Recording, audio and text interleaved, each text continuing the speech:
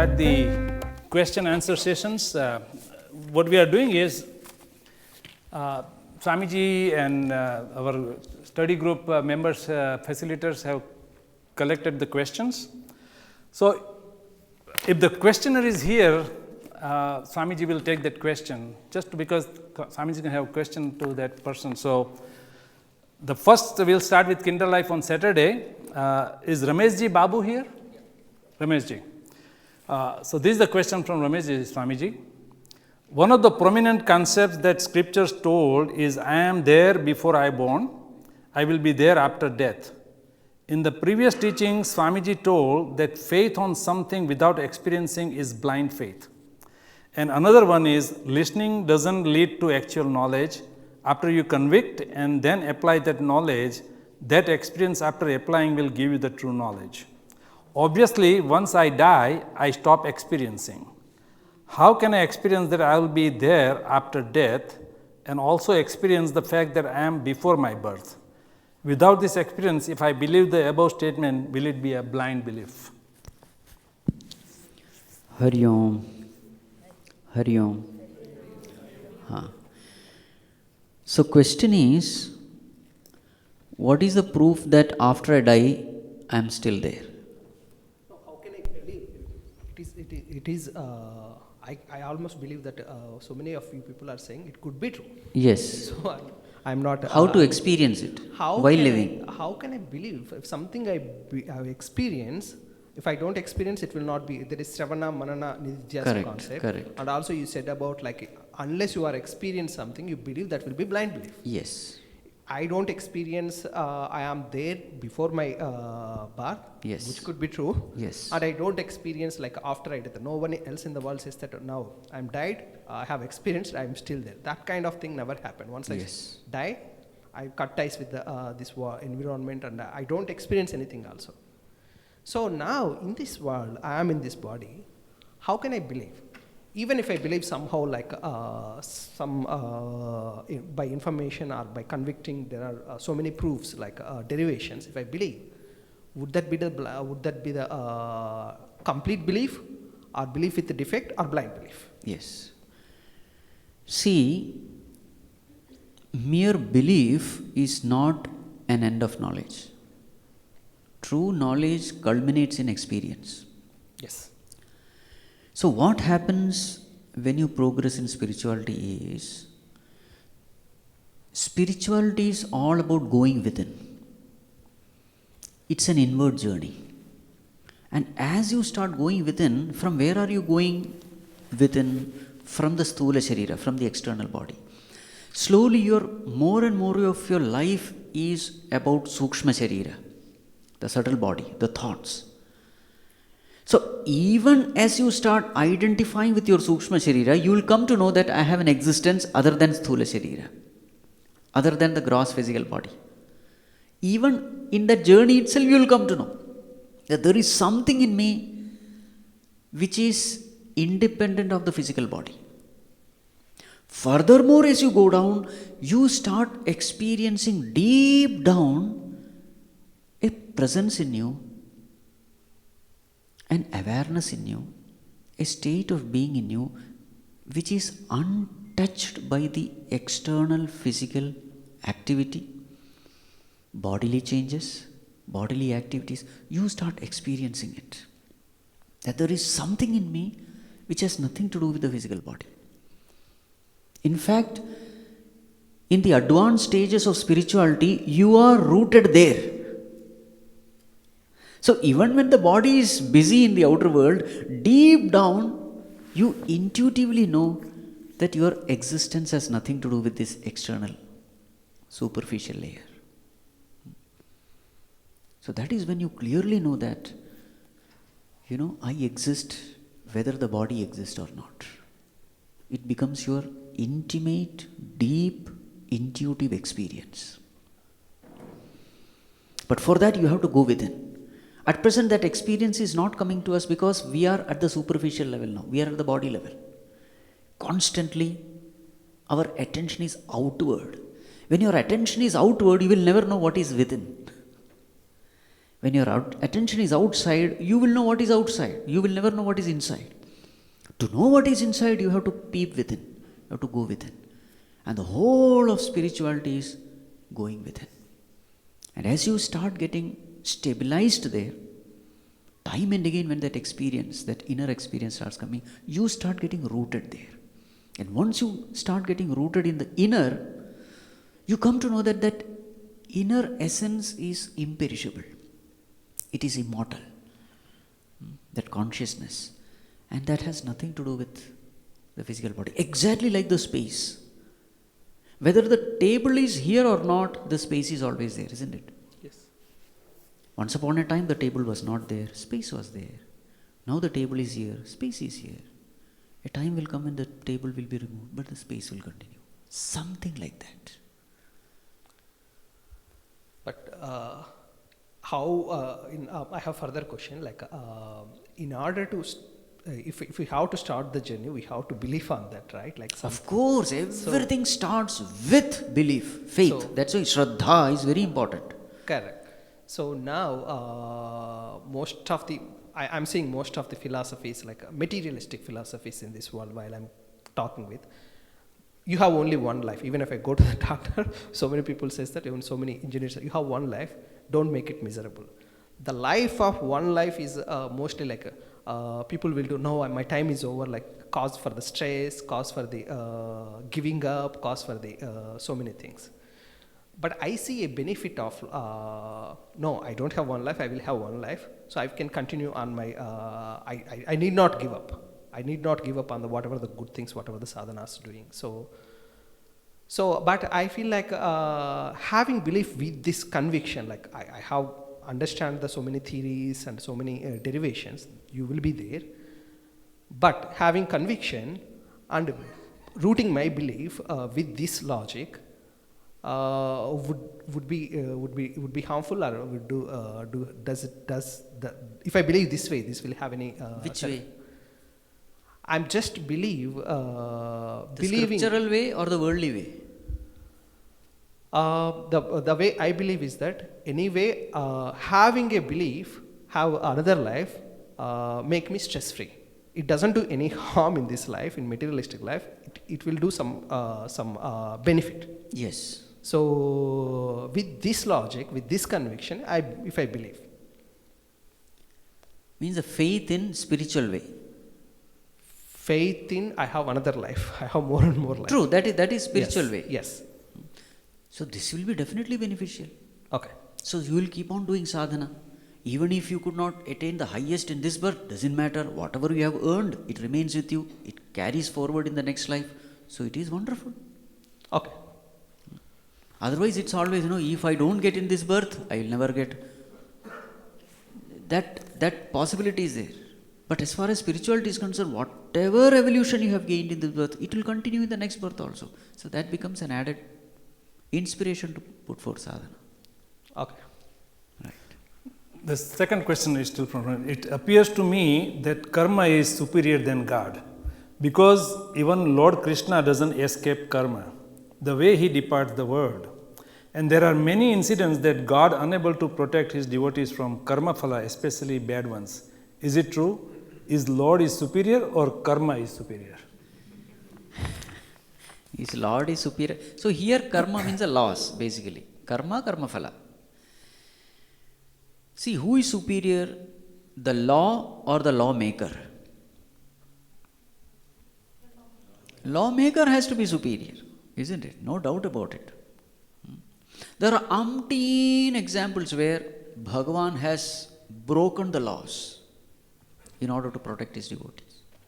Draupadi is a best example. Gajendra Moksha. Plenty are there.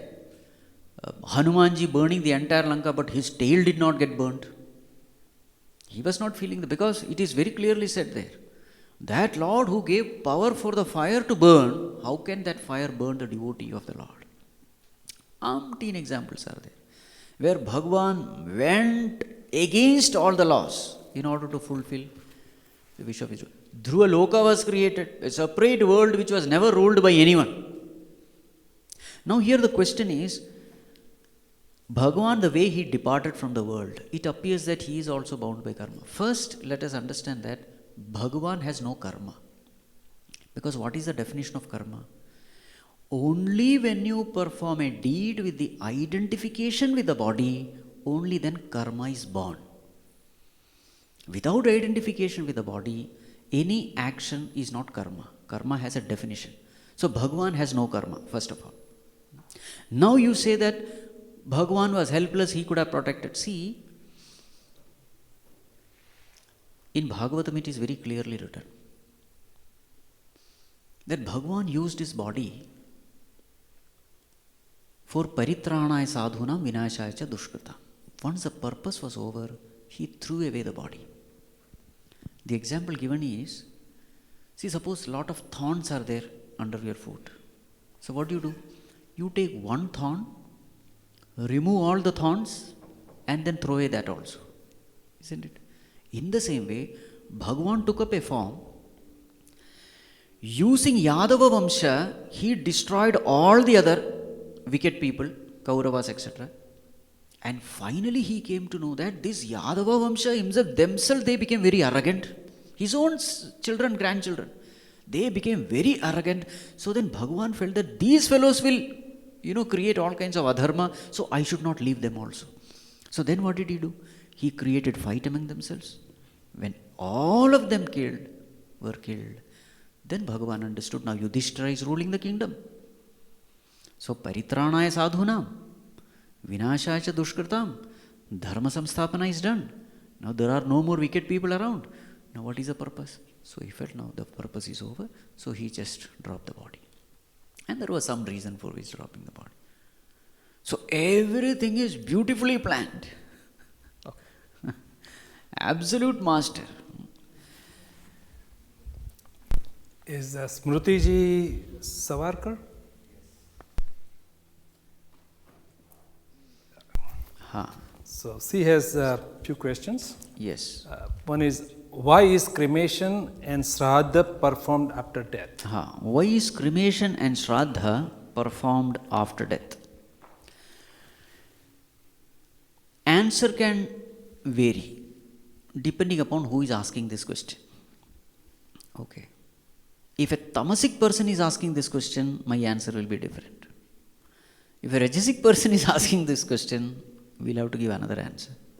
But if a sattvic person is asking the same question, we'll have another answer.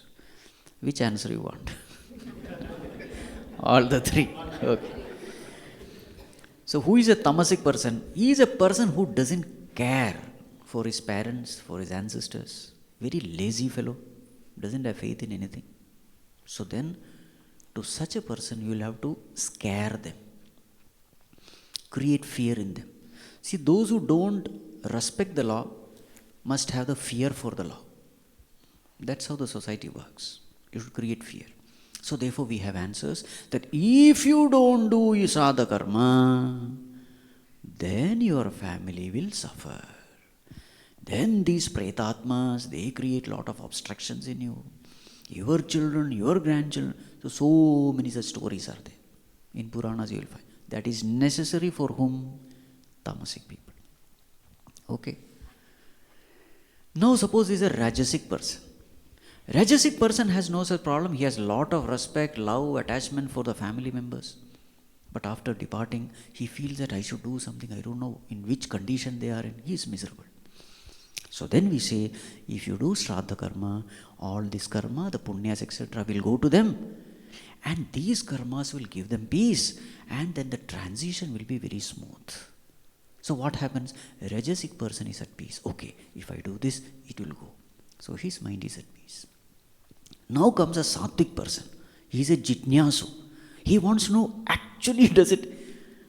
He has no problem in doing all this. But he actually wants to know. He is a Jitnyasu. He wants to know what is the reality.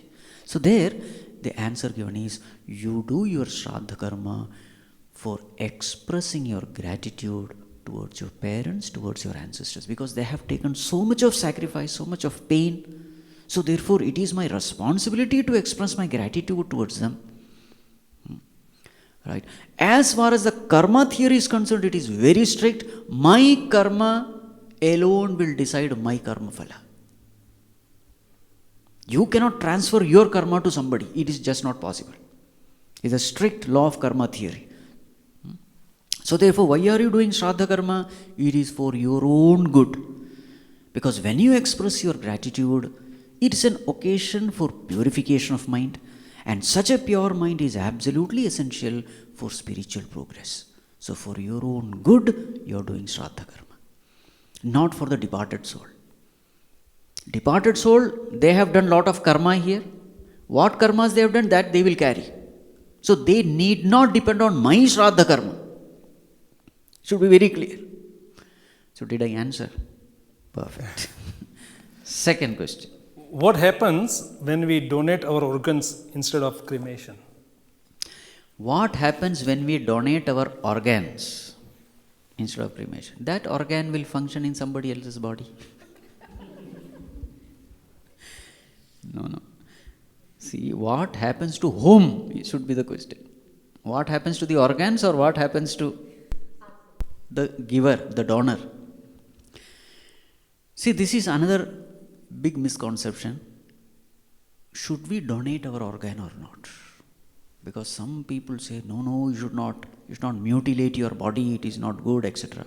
See, in our own Puranas, we have example of an organ donor. Who is he? Dadhichi. So Devatas came because Asuras were creating problem. So then the blessing was, you can defeat, the Devatas were given this way, you can defeat only with the weapon made by the backbone of this Rishi, Dadhichi. So all his tapas is there in that backbone. With that backbone, if you can make a weapon, then with that weapon only you can. So then what did Dadhichi do? He understood that for the welfare of the world, I must sacrifice myself. Yes. He sat in meditation, dropped his body, and from that backbone, Vajrayudha was made. Indra's weapon is called Vajrayudha. So it is nothing but organ donation only, no? So, any action, if the intention is pure, that action will be called as Punya Karma. So when we are donating organ, what is the intention? Intention is pure. So action done with pure intention, how can the result be bad? So it is illogical. So therefore nothing wrong. In fact, it is good. Number 3. Yes. Can you give some examples of tamas and agyan when we are awake and still is in bliss? I am finding it difficult to come up with one. So, if I understand the question correctly, ignorance is bliss. Please give an example. Correct? Plenty of examples are there. Ignorance is bliss. See, there are so many blunders we have done in our past lives, previous birth. God, out of compassion, has covered everything. So today, I am not knowing what all I have done in my past birth. I am ignorant, and therefore I am blissful. Otherwise, just imagine all the guilt feeling, so many things I must have done. Throughout my life, I was, in my past life, I have been living with guilt. That guilt is not there. So, isn't it ignorance and bliss there? Lot of things. And it is also said that that person who was my enemy in the past birth, that very same Jivatma is now my son. Ignorance is bliss. So many such complicated relations are there. If you really go back to who is this Jivatma who is born as my husband, my wife, my children, they are all related by karma, remember. It's not some strange person coming in your life. No, they are all, there is called as Runanubandha. There is some Runa, because of which that person is coming. Many times it is better not to know who he is. Ignorance is bliss. Again, in the future what is going to happen, many things I don't know. It is, it is good. It is good that we don't know what is going to happen to us. Otherwise the whole joy of life, the rasa of life goes away. Suppose I am told that no, after 5 years you are going to have cancer. I will start having the tension right now itself. Again, ignorance is bliss. Sometimes a person is detected with cancer and, the elderly people. Then the doctor tells him, don't tell them. Otherwise, unnecessarily, Many times the doctor doesn't say that this particular disease you are suffering from. Many such cases. They just keep it. So again, ignorance is bliss. Even at your own body, if you see, all these so many organs are functioning. Why do you think that Bhagavan has created an opaque skin and not a transparent skin? Just imagine, suppose the skin is transparent and we have only one kidney and one, kidney 2 is there, I think. Liver, I think, is 1. Yeah. See, ignorance is bliss, I don't know. Heart is only 1. Suppose I stop, my God, if this heart stops, I don't have a replacement. Just by tension itself, the people will die. So see, Bhagavan has beautifully covered it in such a way that we need not know the complicated things happening inside. Ignorance is bliss. How many examples can be given? Satisfied? Okay, next one. How do we differentiate when we no longer get happiness from something we craved is because we have experienced it and the desire is fulfilled versus we have progressed and intelligently started separating from these desires? So if I understand this question right, what is the difference between dispassion born out of satiation versus dispassion born out of spiritual evolution? What is the difference? Correct? See, dispassion born out of satisfying the sense urges, it is not long lasting. So you have dispassion towards entity A, fine, but you have craving for entity B. Now you have indulged in B. B is no more joy giving. Then you go for C. This is what happens when dispassion is born just because of sense contact. Whereas dispassion born out of spiritual evolution, you become dispassionate towards everything at one shot because you have gone to a higher state. For example, in spiritual evolution, you go from Rajas to Sattva, let us say. Once you have evolved to a sattvic state, none of the egoistic joys will satisfy you. Did you understand what I said? Smritiji. Did you understand? When you have gone to the higher, none of the lower satisfies you. So that means if it is out of satiation, that means you will crave for something. Yes. It will be replaced by another entity, that's all. Just like people, that living in relationship. One person, I'm bored with that person, you go to next person. After 2 years, you will get bored with that person also. Because everybody is imperfect. And by the time you keep on changing your partners, life is over. And did Vairagya come? Nothing has come. Whereas through spirituality, when you evolve, once you have understood, worldly life has got this much only, then you are dispassionate towards everything. But at that moment when you are experiencing it, you will not know. After a certain time when you start experiencing the longing again, that's when you will realize, yes, okay, this was not that. Yes. So therefore, dispassion born out of spiritual knowledge alone is true dispassion. Nothing else. Right. Now this one from Sujitra ji. During the Sukshma Sarira discussion, we had 2 people ask the following questions. Now, are you the 2 people or you did not identify in your email? So, you can, it will be your question. Okay, you will be the questioner.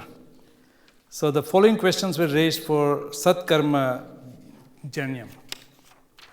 The text says that in both higher and lower bodies, merits and demerits are only exhausted and no new ones are formed. They are bhoga janmas. So, question is, does it mean devas can only experience the results of actions and cannot attain liberation? If so, why would people do satkarma and gain punya if the result is only to reach devalokas and come back again?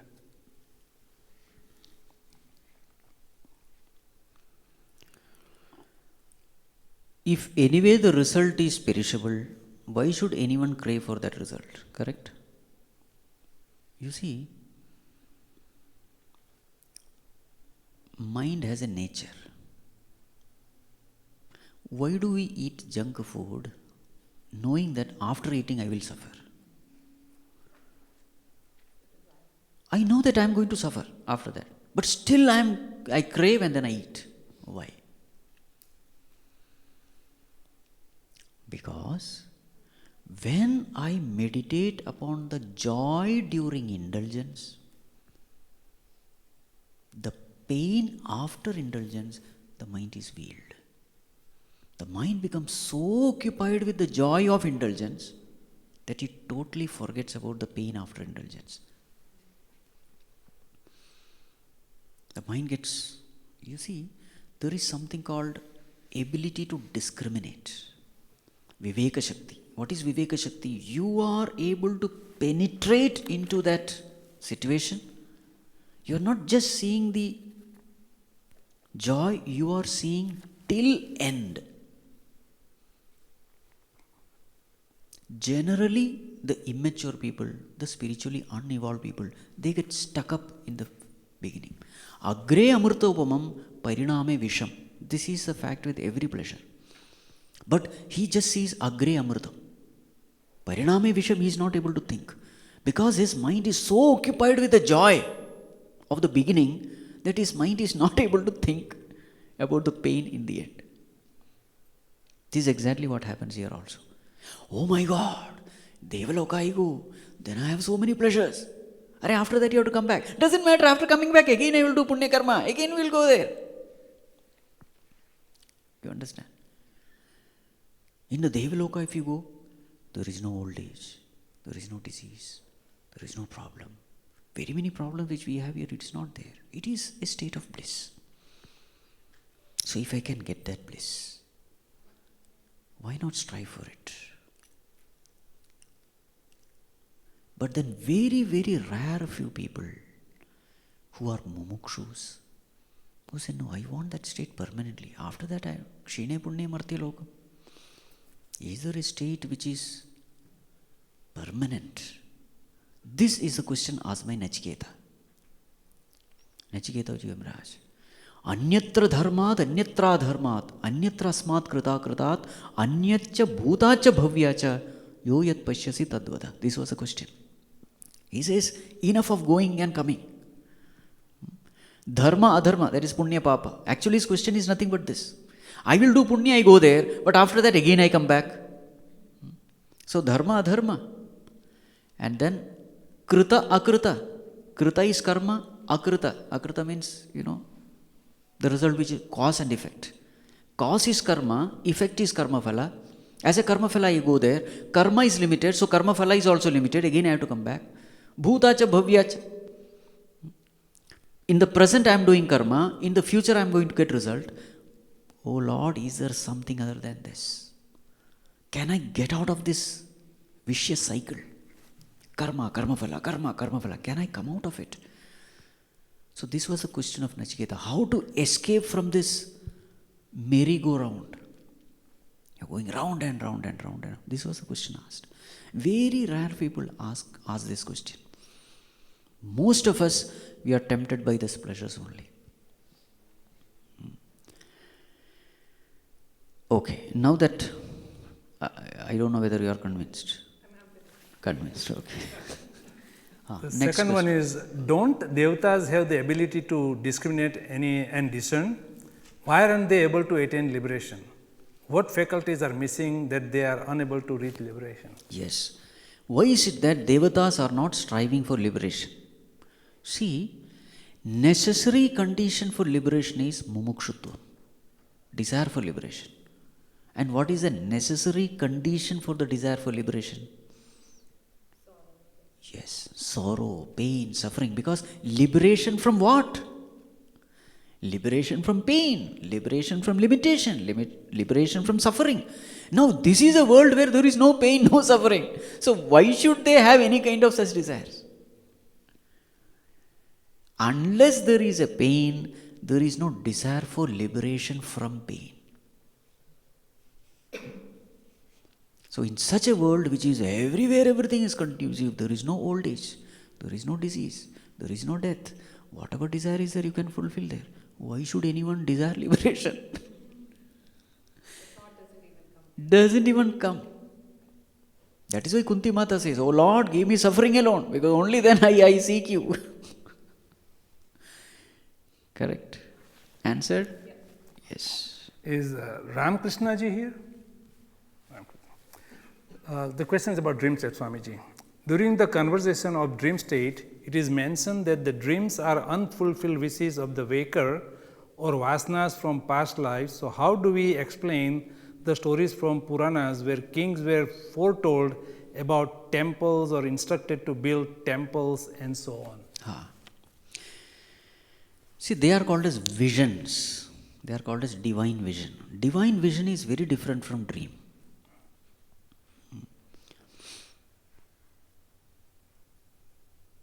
As far as the dream state is concerned, it is the samskaras gathered in the waking state. They create the dream world, and then in that dream you see. But visions are different.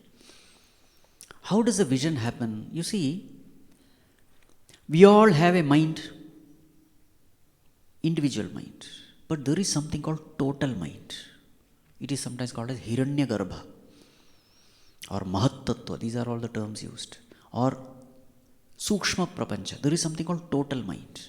So our mind is only a part of the total mind. This table, you are seeing, I am seeing. Why is it that both of us are seeing? We are seeing with our mind only. The total mind projects, and whatever the total mind projects, every individual mind sees. But I like this table, you don't like this table. That is individual projection, likes and dislikes. So there is something called projection by the total mind, there is something called projection by the individual mind. That which is projected by the total mind everybody sees, because each and every mind is a part of the total mind. So vision is something where the total mind is projecting and indicating to the individual mind. This total mind, you can call it Ishvara, Bhagavan, the Lord. So if I am a worshipper of Rama, Rama will come in my vision and tell something. Actually, it is the total mind which is telling. So in vision, the total mind is communicating with the individual mind. And that communication is very clear. You will not even doubt it. Just like after waking up from a dream, again you enter into the dream, do you have any doubt? You will not be carried away by the dream world, isn't it? Do you understand what I am saying? In the dream, while you are dreaming, you are carried away by the dream happenings. There is a fear, anxiety, worry, etc. But then you wake up. Then you close your eyes and again go into the dream situation. Now are you affected by the dream world? No. How clear are you that the dream world is unreal? That clear you will be when vision happens. So when the total mind is communicating with the individual mind, and that communication is happening because the individual mind is pure enough, subtle enough to communicate with the total mind. Remember, when the mind is impure, it cannot communicate. Mind has to be very pure. In a rajasic, tamasic state, you cannot communicate. So because of his long sadhanas, lot of spiritual activity, the mind becomes extremely pure. Such a pure mind will have vision. And that vision will be 100% true. This person knows that it is going to happen. There is no doubt regarding it. So vision is very different from dreams. Dream is a result of an impure mind. Vision is a result of a pure, concentrated mind. Clear? Yes. The second question was, can a person who is in coma be liberated? It's a state where awareness is present and they are not indulging in the sense world. Then every one of us will go to coma. Why do all sadhanas? Try to create a situation where I can be in coma. Coma cannot give you relation.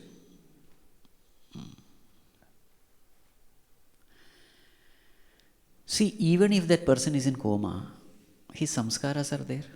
It is only not expressing, it is there in an unmanifest state. All the desires, vasanas, likes and dislikes, they are not manifesting, but they are all there in the seed state. So after death, these desires, vasanas alone will determine his next birth. We are not asking whether these thoughts, expressions they are expressing, they are manifest or not. That is not the question. The question is, are the vasanas there or not? Whether manifest or unmanifest, it doesn't matter. If the vasanas are there, they will create a new birth for us. Right.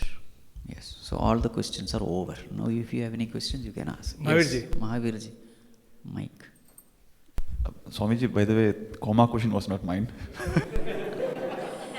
Whose question was it? Huh? Whose question was coma question? That person is in coma now? Okay. But did I answer? Yeah. No, there's a new question. Oh, coma Hello? question. Hello? Yes. Okay. So actually, the question is, can a person who is vital air, prana, is not functioning, taking assistance, Yes. can that person obtain liberation, yes or no? Because it's not that we want to go to the coma. It's that you're, because In of coma. whatever, you are incapacitated, whatever it is. Yes.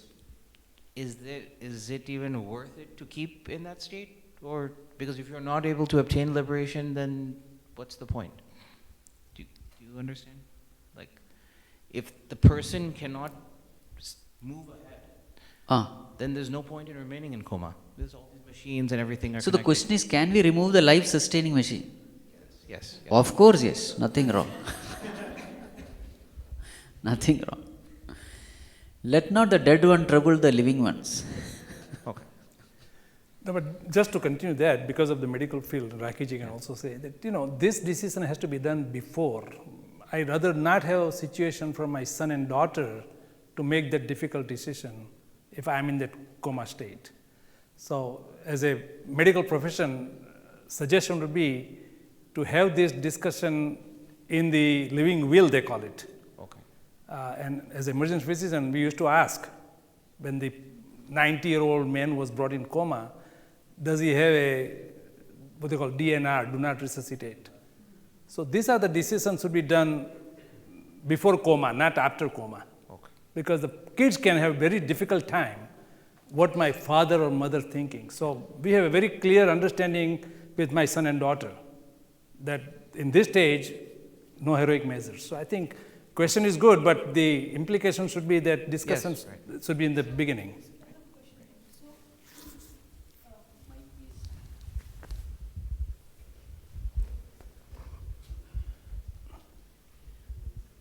So it's like I've heard like from many people that suicide is like bad, and if somebody does that, it's extremely bad and it takes you to a different yonis. Now in this situation, when a person is bedridden, last stage, signed everything, and then the person, the jiva, himself has signed that, okay, I don't want to live if I go to that situation. It's essentially the finishing that body before the time is done, right? Whether it's for my No, kids, here he is on life-sustaining machines. That means but still the prana it is the there. machines which are keeping him alive. By left to itself, the body is going to die. So ventilators, so I'm just thinking, like if the ventilators are on, the person is able to pay for ICUs and whatever, right? And the kids are in trouble, of course. The person himself is in trouble. Last life support, last stages, but the life is still not done, right? There are ways and mechanisms to keep the body there, right? Pulling out the life support would immediately mean the person will die. Keeping in the life support would mean that person will have troubles and extend his body. But still it's not death. Death is where the Atma automatically leaves the body. So this is like something which I'm still not convinced whether or not a person should be doing it. If the person is looking for, because the karma phala is not done, the body is not done until done. So this is what I feel. But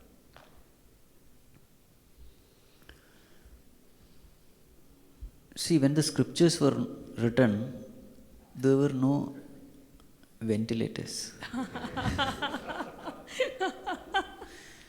So, if the prana wants to leave the body, don't force it to remain in the body. If the prana wants to remain in the body and if his karma is not yet done, the prana will not leave the body. Yeah, but just to finish that karma.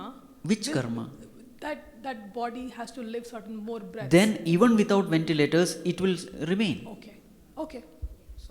So that's Ah. clear then. Mahavirji. Hariom Swamiji, I had a follow-up question on the Devas, Deva and Devaloka. In Kathopanishad,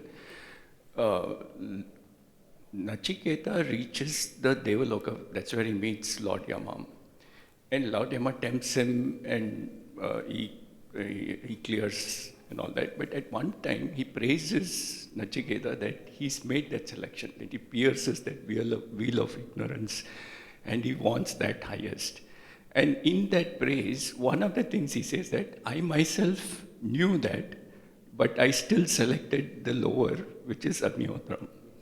So what happens to Lord Yama in that case? Does he come back to earth? No, that is why he became Yamraj. Okay. So, now he is in Devaloka only because of his prarabdha karma. But before entering Devaloka, he attained this self-knowledge. Oh, before he... Something like that. See, that is a very confusing thing. Even I don't know.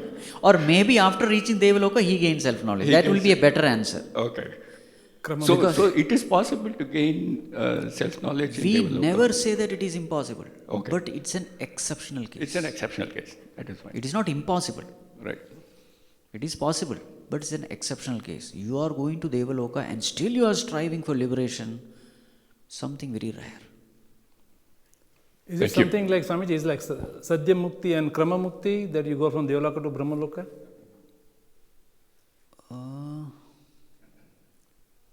That way also is possible.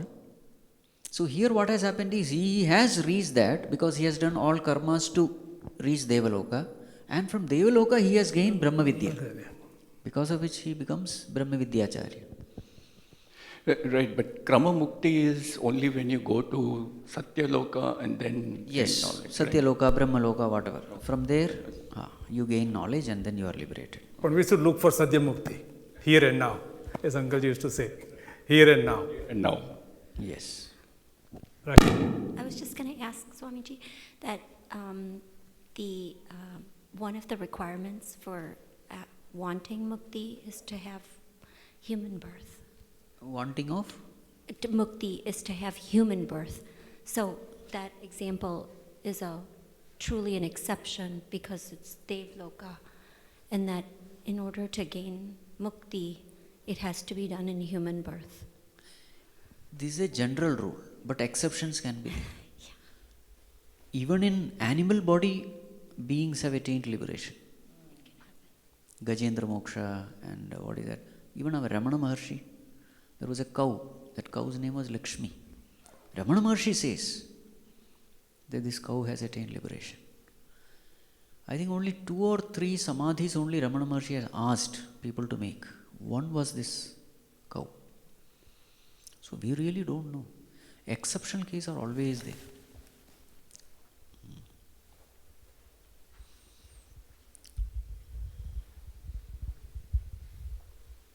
Hari Om Swamiji. A follow-up question on that life cycle of birth and death. Once the punya goes down, then that's when we come down back to earth, isn't it? So, what causes the punya to go down when we have reached that? Any indulgence. No, See, but it's like there is that. no indulgence there. Then In Swargaloka, there is no indulgence. There is only indulgence. But we have reached Swargaloka only because we have overcome all of our... See, when you go to a 5-star hotel, this is an example given. You have a lot of money and then you go book your room in 5-star hotel. What do you do there?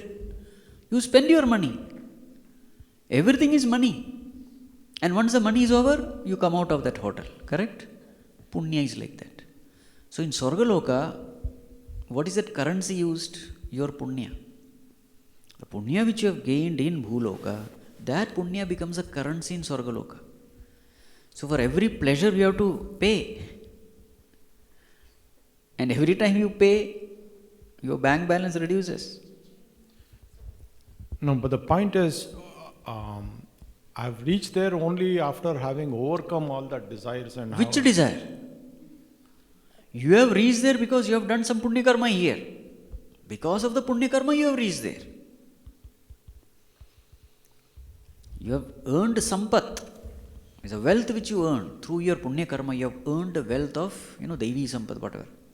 You have gone there. Like for example, some homa, havana, yaga, etc. is there, which is only meant for that. And because of which you have given up all your wealth here in the world, you have given up wealth, a lot of dana, dharma you have done. That has generated a punya. Because of that punya, you have reached there.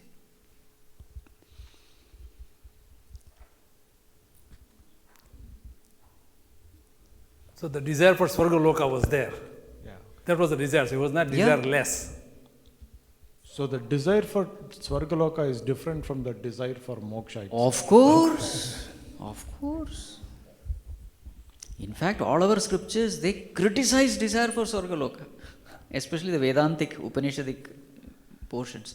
In Bhagavad Gita itself, that verse is there, no? 2nd chapter. Flowery words and flowery speech and all that. There are portions in the Vedas where they glorify Swarga. That is in Karma Kanda portion. But in the Upanishad, it is strictly criticized.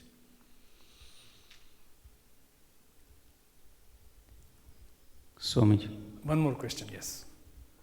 So if Bhagavan is universal, so why he is limited to particular region or the people who believe in, like all the gods born in India, right? So that's what we believe in. So why the entire world does not have this knowledge, or they believe in something different? See, if you see India, what is the speciality of India? It is a spiritual country. Wherever you go, even today you can find it. Swami Vivekananda, after his visit to the West and then when he came back, he said, now, according to me, every dust particle of this country is sacred for me. See, as long as you are in India, you don't know the glory of India. When you go out, when you see the materialistic culture there, and then when you come back, if you are a spiritual person, otherwise you will never know. India is very, very, very different from other countries. You will find temples everywhere. In every village there is a saint. Every village. Some saintly people are there. Even the greetings you see, it is Ram Ram. In the North India, etc., if you see, Ram Ram is the greeting. Even the name of the villages, you see, they are all named based on some god. Even the names. What is your name? Veera. Huh? Veera. Veera. If you see the Indian names, it is all connected with God. That spirituality is ingrained in this culture. So naturally, if God has to be born somewhere, where will he born? In places where he is worshipped, he is revered. I don't say that he can't be born anywhere else. That's not the point. The point is this. India is very different from other countries. Other countries, generally it is a bhoga bhumi. That doesn't mean that saints cannot be born there. No. But if you see the culture-wise, you will find that India is it's a spiritual country. Do you have any difference of opinion? No, we believe, right? Hindus like. It is not belief. You just go to every village. The culture is very different. You see the names given. The names of these people have nothing to do with God. Some Terry, Mike, I don't know what all things name. There's no meaning. You see the names also. Grace Lake. What is this Grace Lake? Who is grazing? Killdeer. Killdeer. Somewhere I saw Killdeer. You understand? A cultureless name. Killdeer, what kind of name is it? And some fellows, Longfellow, this is the name of a person, Longfellow. I think he was a great poet or something. See the Indian names. Everything, every little thing. The exercise, yoga, pranayama, it is connected to God. Surya Namaskar, every time you are thinking of God. Astrology, it is based, everything is spiritual. Amazing. Before eating food, you chant some mantra, you remember God. Every little thing you are remembering God. Such a culture, where will you find? It is ingrained in that culture. So if God has to be born, I have absolutely no doubt. If he has to take avatar, he will choose India only. Only in a conducive environment such thing can happen, isn't it? If a scientist has to be born, a great scientist, yes, it is always in the West. Because your desire and the environment has to match. Your thoughts and the environment has to match. If I have a scientific kind of temperament, I will be born in a scientific world, in a scientific surrounding. If I have a spiritual bent of mind, I will be born in a spiritual environment. So if Bhagavan has to take avatar, where will he be born? Not in a house of an atheist. Never.